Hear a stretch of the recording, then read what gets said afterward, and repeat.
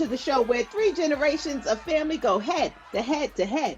And now 4 generations, because Little Ro was here.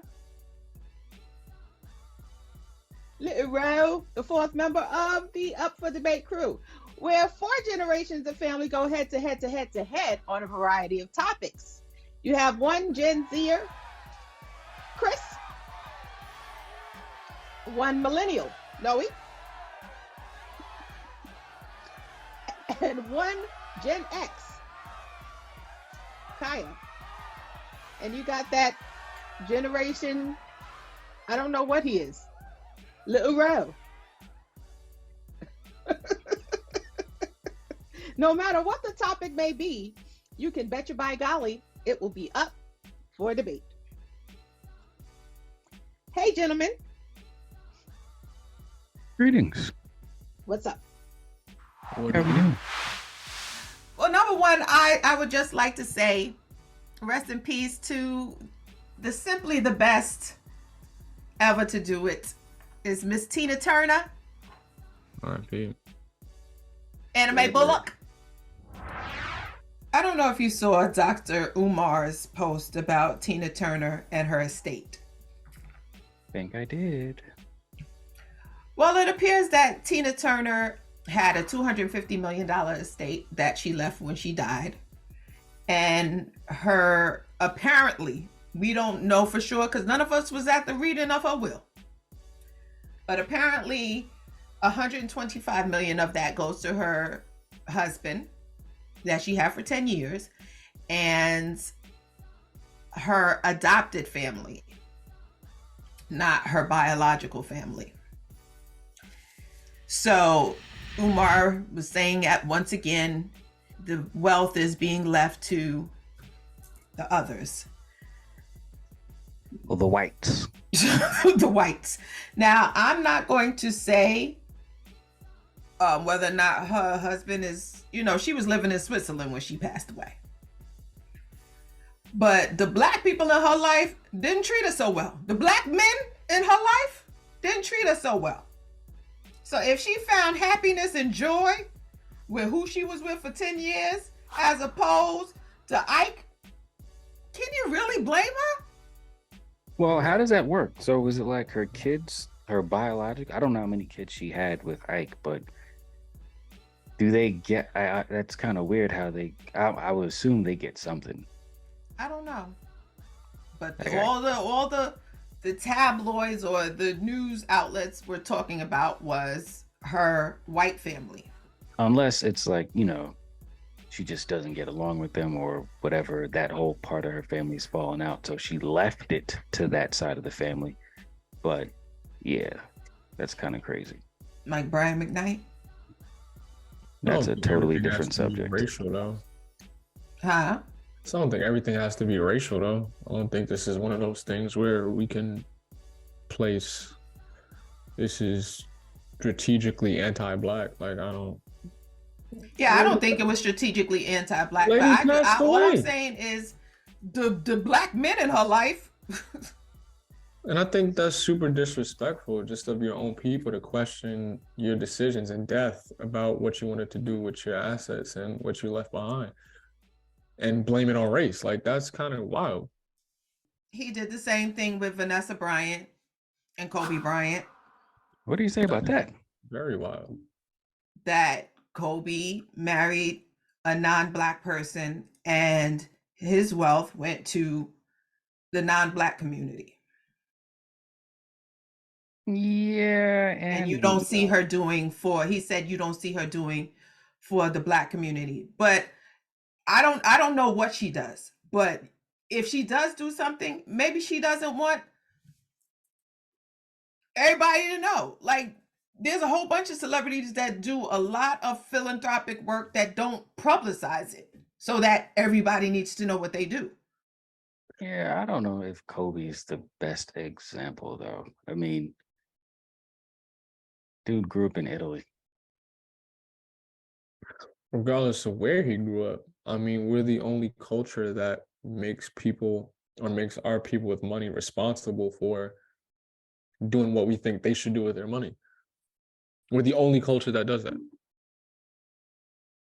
if you get money and you're more affluent than the dude next to you, the dude next to you thinks that you're now supposed to reach your hand out to pick him up because off the strength. You know what I'm saying? Regardless of your decision making, your character, whatever the case may be, they think just because you're of the same skin tone, you have an innate responsibility to do certain things with your bread. We're the only culture that does that. Well, I think that's because we're the only culture that has had, I mean, and I'm not agreeing with Umar. Don't get me wrong, because I'm not. But other cultures, they do look out for their people. They bring in their people to work. They bring in their people to, if you got a stock tip or you got a whatever, they'd be like, yo, nepotism is rampant. But us, it's just like, when I get it. Deuces. You know what I'm saying? So we as a people don't really look out for one another. We're just like, I got it. Ha ha ha, you're down there. You can't get this bread. You know what I mean? As opposed to other cultures and communities, everybody is benefiting from, like the Jewish community. The dollar circulates in their community how many times before it leaves? The Italian community, the German community, the Irish community, all of which I have blood. But anyway, so every other community does that except for us. I think that's because we want to matter. Huh? So I think that's because we want to matter. We take an individualistic approach to everything because, or, you hear in these rap songs, I made it on my own, I got it by myself, or whatever the case may be. And then they get to the status, they wear their money on their body or whatever. That's because we want to matter. For centuries, we haven't.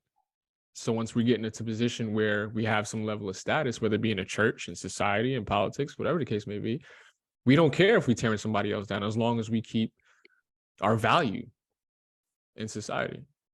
So that's basically the debate. Should we feel responsible for one another, even in death? I mean, I can't really speak to the whole what you leave behind or who you marry, because Dr. Umar's whole situation and his thing is like blacks, whites, everybody stay within their whole race. I'm just kind of on some yo, whoever you rock with is who you rock with, and that's that. But I don't know, that Tina Turner thing is kind of crazy. But I mean, I feel like for black folks, we just have a shorter leash with a lot of that stuff. Whereas in other cultures, I heard this Jewish dude talk about it one time. He was just I think the thing that's different between us and black people is if the dude on the corner opens up a shop, even if it's high priced or he's whatever the case may be, he was we still go to this. He's yo, we still frequent the place and all this other stuff. We are going to force him to do better business and whatever. Whereas black folks just be on some yeah, no, I'm not going there just because you're black. They're intentional with what they do. I think we have to kind of be the same way a little bit more, or just, lengthen the leash a little bit. I definitely don't feel that one action by one of us now is we're the spokesperson for black people. You know what I'm saying? That's one thing that I've never agreed with. If somebody is on the news and you've done something bad and you're a black person, see, they're all thieves, they're all crooks. Meanwhile, everybody does crime. But for whatever reason, condition though, that's global conditioning for us. So that's definitely a condition. Exactly. That's definitely a conditioning. That definitely plays to the leash being so short, even within our own community, because it's just even though you might not believe it, you see it so often that somewhere in your mind it's just there. Oh, see, these niggas trying to over just because you put the joint in the hood, trying to overdo. You just kind of run with it naturally. You know what I'm saying? But I mean, are we responsible for each other? I mean, yeah, to some degree. Yeah. I mean, you got to get to the top. You know what I'm saying? One hand washes the other in some way, shape, or form. I mean, a lot of the African proverbs speak about if you want to go fast, you go alone. But if you want to go far, something, you go far, you go with everyone. and it takes a village, you know. So we are communal people by design, but I think that because of circumstances and indoctrination, like Noe said, when we came here, it's like each person for themselves, unfortunately. And I think when you have a group of people that come from something like slavery, Jim Crow and segregation and all that stuff that's gone on through the years, it forces you to take the attitude of like, I have to protect my family first or myself first. Like, yo, they shooting. I can't really help you right now, bro, because I gotta help me. Like, you spend so much time having to look over your shoulder for just your household that you not really, that's where that individualistic mindset comes from. It's like you've spent years having to pay attention to your house and only your house, because it's like, yo, it's really not safe out here. So I think that's just, the residual effect of that to some degree. And the thing about it is, Tina Turner, she had a very hard life. You know what I'm saying? And she had to she had to get out of that joint with everything she had. Do you know what her relationship is like? Well, I think it's with her kids, like her real kids. Because I'm not mad she married a white dude, because the black dude she married was whack. I mean, you can't really defend him. So, I mean, I don't really, you marry whoever. I mean, if the dude treated her right and she was happy, yo, that's what it is. I mean, it is what it is. Can't really complain like, oh, all this money is going into the white community and this, that, and the third. It's like, yo, you can't. I feel like I like Dr. Umar and I think he's mad smart and all that stuff, but sometimes I'd be like, bruh, you, as smart as you are, you kind of just don't really be in touch with reality sometimes in a very weird way. Because it's almost like, I don't want to say you're too smart for your own good, but it's like,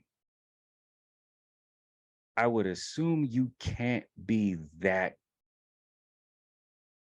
dumb in a sense to where you're going to like condemn her for not being with Ike or marrying the guy that she married, when it's like, yo, this woman created a black family, a wealthy black family, you know what I'm saying? Probably because of her. Mm-hmm. And that joint went to doo-doo because of the black man. And she fell in love elsewhere. Like, what do you really want to happen with that? Did she? I don't know how long she was with us. Did she have kids with this guy, or was She it? was with him for 10 years. Oh, okay, okay. Mm-hmm. So I mean, I ain't really got no problem with it. I would like for her kids to get something, but I don't really have an issue with, that dude getting money and all this other stuff or whatever the case may be. I mean, but there are a lot of wealthy people, uber wealthy people, white people, and they don't leave anything for their children. They're just like, look, this is my money. I'm gonna leave it to charity, but you're gonna have to make something of yourself. And don't nobody say none of them. Mm-mm. I think the time for that whole radical pro-black movement is over, to be honest. Like the things that Umar or Dr. Umar stands on, and you got these people that post on social media that be like, we need to boycott this and do X, Y. The time for all that stuff is over, because we as black, and I know I'm probably going to get some type of resistance for saying stuff like this, but we don't have enough of a solid, efficient culture to back something like that. There's not enough of us that are willing to commune, or whatever the case may be, to make real progress in a lot of these areas. We'll get out and protest and do all this, surface level stuff, but next week we're going right back to the same thing, right? So in terms of this whole revolution that people think we should have as black people in terms of fighting, that battle is lost already, right? There needs to be more of war for quality of life as opposed to fighting for this whole, fighting the system or whatever. Because it's clear that that system has been put in place hundreds of years ago, and it's going to take hundreds of years to undo, if not more, to undo what's already been placed. Because now we're talking about psychological effects that have happened since slavery that have been ingrained in us that we have to now counteract. There have been economic and socioeconomic things that have been in place hundreds of years ago that we now have to counteract. You know what I'm saying? So in terms of moving forward, as opposed to taking this fight the white man approach, better yourself. And through that, we'll get somewhere. Because if we keep doing this whole, oh, why ain't they supporting Black love on this show? Why ain't, Vanessa Bryant giving back? All that stuff does nothing.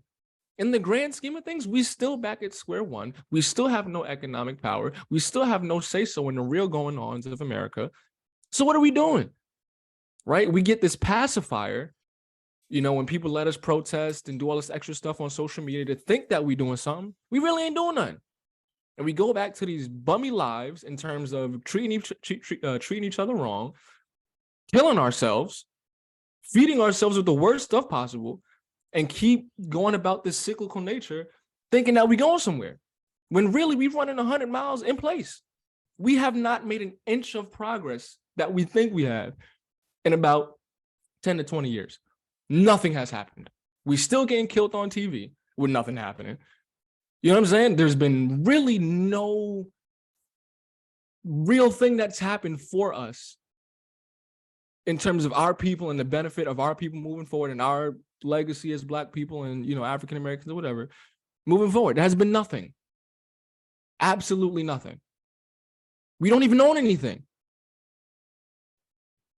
Not in entertainment, not economically. We don't own anything. We have no power, nor do we have a real culture. We're scraping together things that we can possibly do to keep going. Am I off in that? Well, I think we have more power than we actually recognize, because we set the tone for the way the world works, in a sense, for the way the cultures and all that other stuff tend to move, whatever. Like the buying power of Black people is our power, but it's, I think, what we lack is discipline as, an entire community.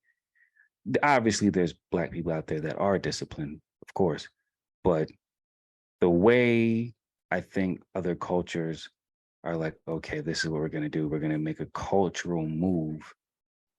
I don't think enough of us do that, or at least those that can.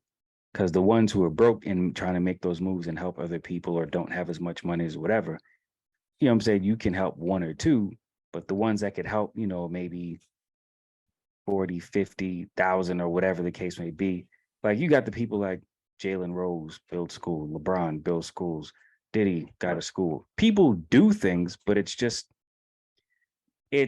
even Dr. Umar, he got a school. I don't know what he's doing, but he's got a school. And I think those are power moves, especially with the way things are kind of like shifting in Florida.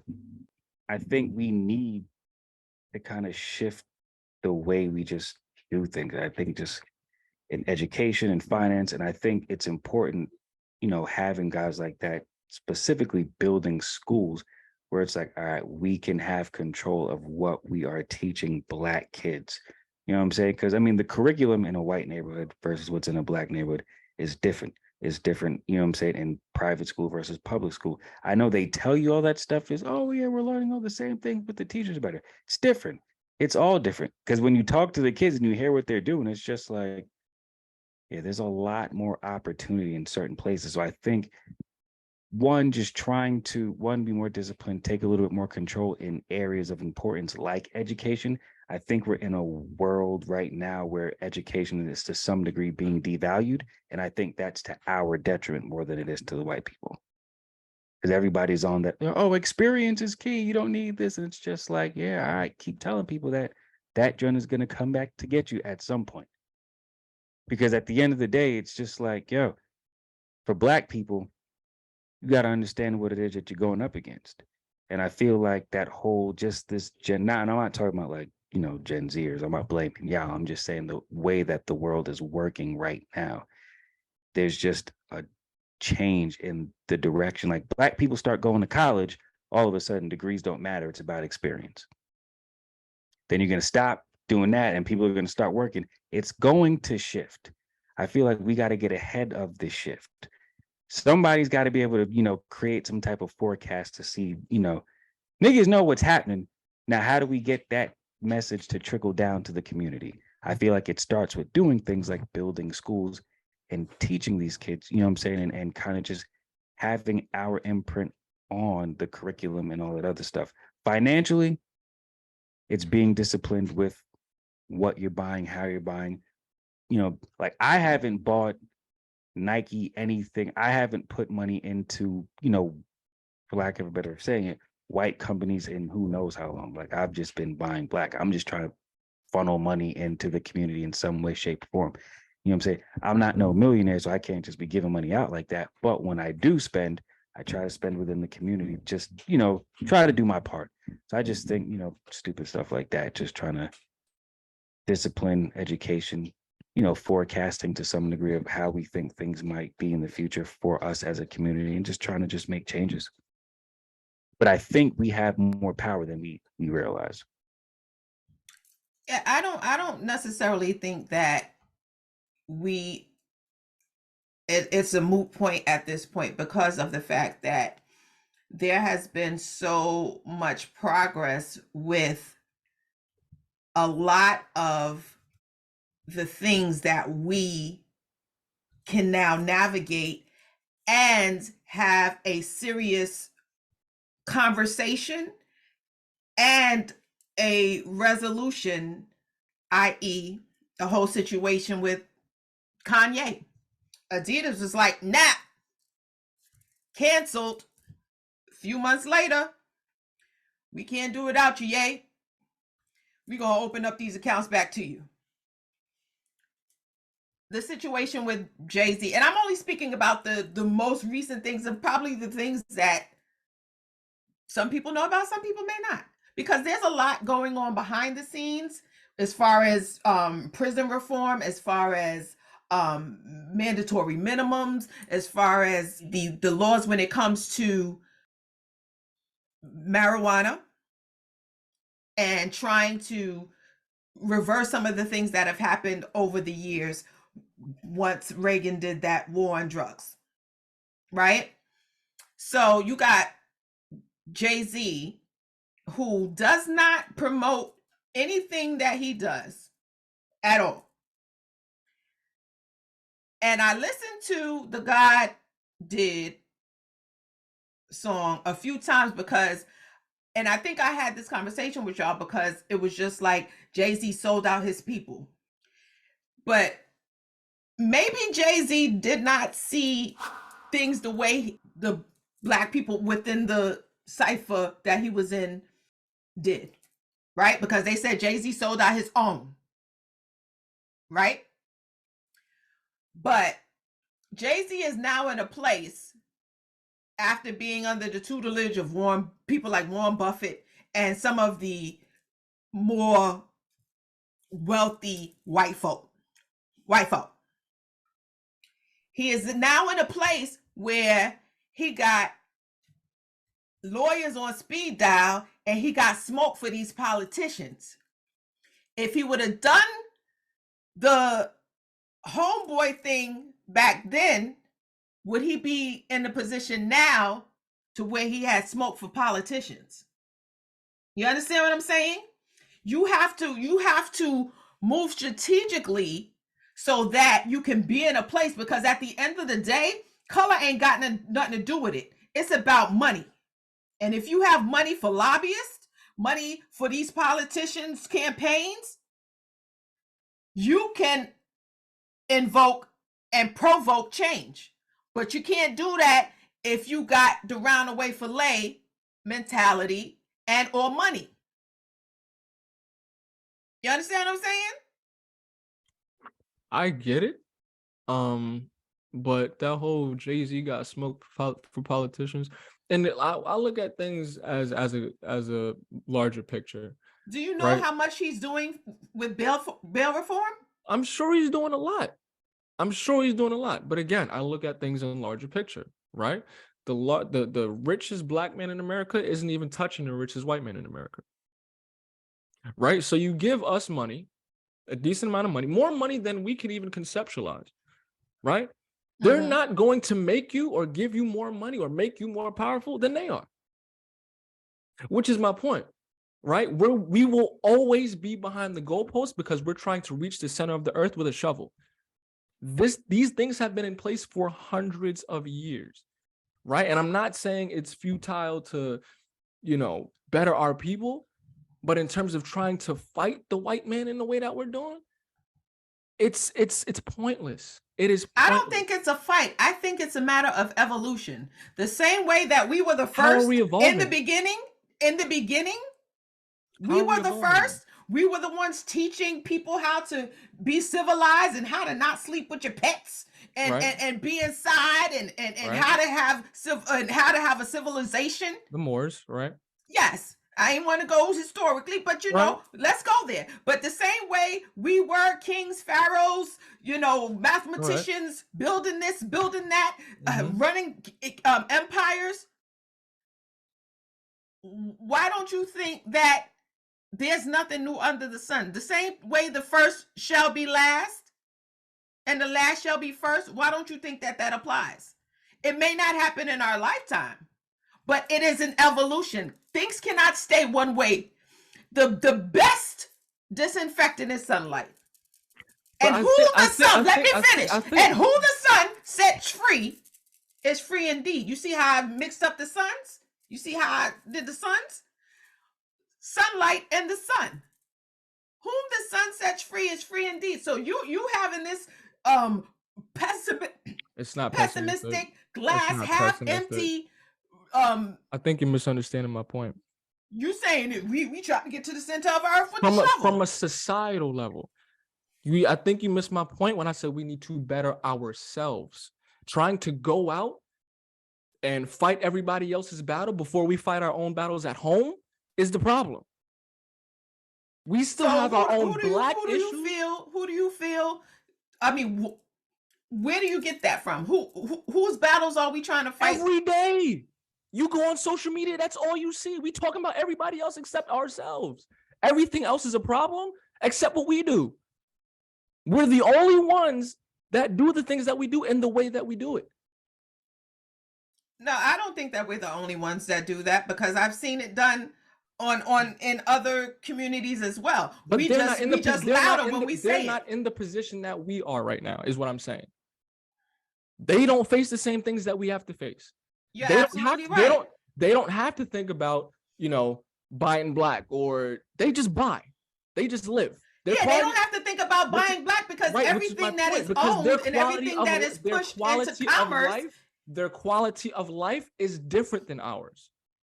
Most of us are in survival mode for most of our lives. Most of us don't live until we retire. Yes, and do you also know that the majority of poor people in this country don't look like us? That's besides the point. We still go through what we're going through. No, I get that, but you're making it seem like we out here talking about no. You know better than anybody else. We are at the bottom of the barrel socioeconomically. No. Literally. Y'all are not. Black women are. Black people, no. Black women, sure. Absolutely. But black people, we are at the bottom of the barrel. Socioeconomically, politically. That's a fact. The black dollar does not stay within our community for more than what? A couple hours? If that? Comparatively to every other culture in America? I already said that. But this is my point. You're making it seem like I'm being pessimistic. These are the facts. This is reality. Yeah, but you're saying that we're trying to get to the middle of the earth with a shovel. Literally, some of us have... The way in which we're doing it. The way in which we are doing it. I talk about this with you all the time. We think everybody else is our problem. We are our problem first. You cannot go solving the world's problems until we solve our own. I might have made a little bit, a couple percentage of it in my blood, but I ain't French. This wee ain't applying to me.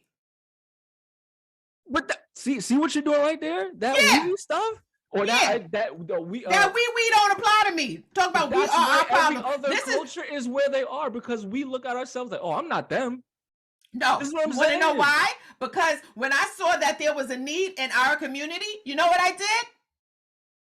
What are you talking about? What need? What are you talking about? That the fact that we need to come together as a people and as a community. You know what I did? I was like, you know what? Let's show them what family does. Hence the Melanin movement. But anyway, I understand what you're saying, but for the most part, and even in the neighborhood, when there's Black people in the neighborhood and I see them, I'm like, oh, hey, and there's a camaraderie in because we understand. You talking to you, he is the most negative person on the planet. Yeah, but it's not negative. It's realism. There's a difference between pessimism and realism. A lot of times, and we guess just what? don't like to accept the reality of things. That pessimism and that realism, he still goes to my husband because my husband provides him with a great salary. So he can say all he wants about Black people. Are you implying that we should not be realistic? No. But the Black people that he's talking about, the Black man is the one that's providing him with a great salary. But here's the thing. You're talking about the Black people that he's talking about, right? As if they're not a part of the community that I'm mentioning. We're only going to go as far as the slowest person, right? You ever heard that quote? I know. Right. So my point still stands. You talking about them like they different than us. They're still Black. No, what I'm saying is he has all this negativity to say about the Black man, and there's a Black man right next to him that's literally providing him with opportunities. I think you're misunderstanding the point, though. When we talk about that, I'm not misunderstanding the point. I think you are. He's not talking about just. It's more so just putting awareness to the problem as opposed to saying Black people suck. We need to be aware of the problems that we have first before we start doing anything else. If we can't acknowledge our own issues, then where are we going to go? If we can't have real conversations, like saying these pessimistic conversations, if we can't have these conversations, we can't do anything. There has to be a acknowledgement and an awareness of the detriment that we cause ourselves before we start acknowledging the detriment that other people cause us. Because if we have all this information, so then let's talk about the detriment. Let's talk about the detriment. Let's talk about the detriment and what people play in the detriment of ourselves. Sure. Because at the end of the day, every Black man, Black woman is responsible for themselves, correct? Correct. And how they govern themselves and how they do to or how they are to their fellow man is basically individual. As an individual, that's individually done, correct? Mm-hmm. So why is it that everybody can point fingers at what everybody else is doing, but they can't never point that finger back at them and say, what am I doing to disrupt the cycle? Literally what I just said. No. Because you're pointing the finger at everybody else, but you're not pointing the finger back at yourself. Ma, I literally just said we have to be aware of our own problems. That's verbatim what I just said. All right, said. so then what's your problems? That's irrelevant. The point No, it's not. If that's your argument, what is your problems? Mother, there's really no reason to bring up personal issues if we're talking about the Black community as a whole. Son, you just said we need to focus on ourselves and our own personal issues before we focus on everybody else. Did he just not know it? Ain't nobody behind you? Huh? Did he just not say we need to focus on ourselves and our personal issues before?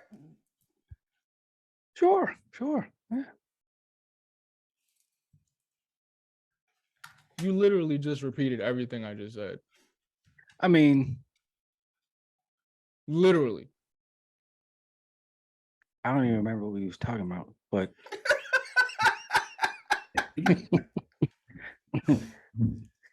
Like at first, I got lost when y'all started talking about somebody else, and then I was just like, wait, what? And then because y'all was talking about somebody had said something, but I don't know if y'all said the person's name. But then I was mad confused in there. I Yes, was waiting on y'all to say brought like, up somebody. He brought up somebody that he works with named. oh, okay, because like y'all were talking about what he said, but y'all didn't actually say what he said. So I was just trying to put two and two together. So I'm just assuming he said something bad about black folks. Basically, the point was, in terms of black people's status within society, and talking about Dr. Umar, and basically just, I was basically saying that we're fighting a losing battle the way in which we're going about things, right? For example, that whole Kyrie situation, with the Jewish thing, whatever, right? You posted it. The Hebrews to Negroes. Yeah. And one of the arguments was, I don't disagree, but you would have to know what to expect once you make an action like that, right?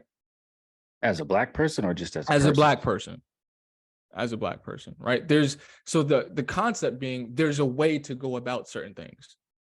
That way might not have been the best way, but there are different ways to go about things. And that's basically what I'm saying. We're fighting a losing battle in the way in which we're doing it versus the system, so to speak, right? The argument being black people versus the system, right? And my argument was that before we start blaming everybody else and, whatever for our issues, I think in order for us to make real progress as a community, we need to acknowledge ourselves and the detriments that we cause ourselves and fix those issues before we start tackling the issues of other people. And that's when my mother said, acknowledge your own issues, which I think is pointless to the conversation that we're having because it really holds no weight in the grand scheme of the conversation, which is my point.